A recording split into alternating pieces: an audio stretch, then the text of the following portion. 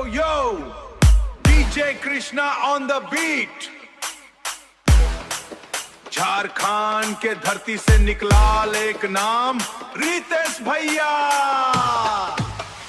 रितेश भैया के रोला है, गांव गांव में बोला है। मांदर बाजे नगाड़ा बाजे, रितेश भैया के शोला है।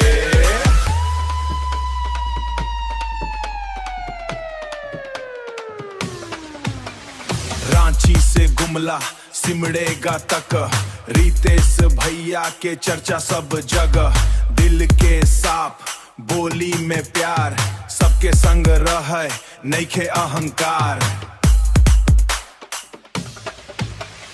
यारी निभावे जान लगा के, खड़ा रहे सबके साथ निभा के।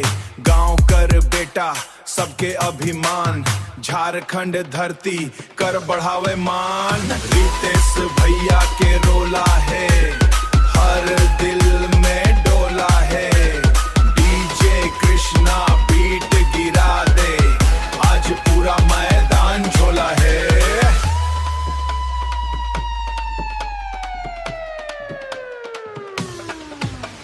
सरहुल के मेला कर्मा के रात, रितेश भैया संग झूमे सब जात।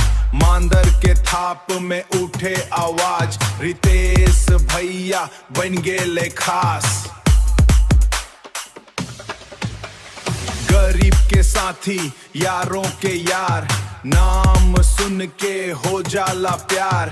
गांव कर गली से शहर के पहचान, रितेश भैया हमर अभिमान। Hands up!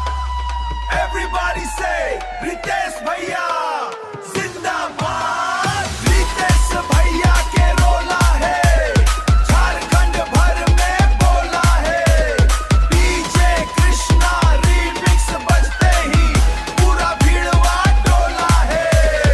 यो यो डीजे कृष्णा, रितेश भैया forever।